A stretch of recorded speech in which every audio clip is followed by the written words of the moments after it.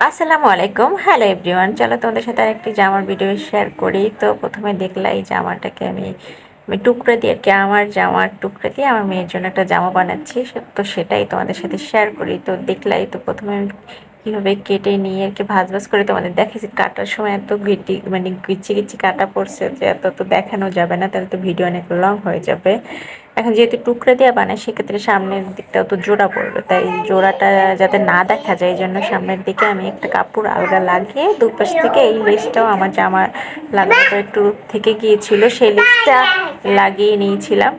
দেন আমি গলাটা বসিয়ে নিয়েছি, এবার পিছে একটু চেন লাগিয়ে দিয়েছি যাতে একদম রেডিমেড রেডিমেড মনে হয়, বানানো জামা না মনে হয়। এভাবে পিছু সামনের পাটটা উপরের পাটটা আমি কমপ্লিট করে ফেলেছি। এবার আমি নিচের যে পাটগুলো জোড়া লাগাতে হবে, অনেকগুলো পাট তো এই জন্য জোড়া সবগুলো একদম ভালোভাবে জোড়া লাগিয়ে দেন আমি কুচি কুচি কুচি কুচি সব নিচের পাটটা আগে কুচি কুচি দিয়ে কুচি বসিয়ে নিচ্ছি।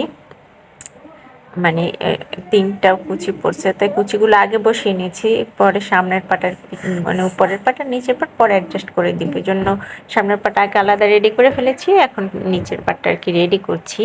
তো দেখতেই পাচ্ছ আমি কিভাবে কুচি কুচি দিয়ে নিচ্ছি। কুচি বসানোর পরে তারপর উপর থেকে চাপ সেলাই দিয়ে দেবা, এতে করে ফিনিশিং ভালো আসবে। সেলাইটা উঁচু হয়ে থাকবে না, নয়তো উঁচু উঁচু হয়ে থাকবে। চাপ সেলাই দিলে কি মিশে থাকবে। দেন দেখো কমপ্লিট হয়ে গেছে।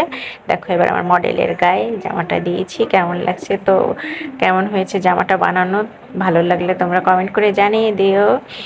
তো আজকের মতো ভিডিওটা এই পর্যন্তই। সবাই ভালো থেকো, আল্লাহ হাফেজ।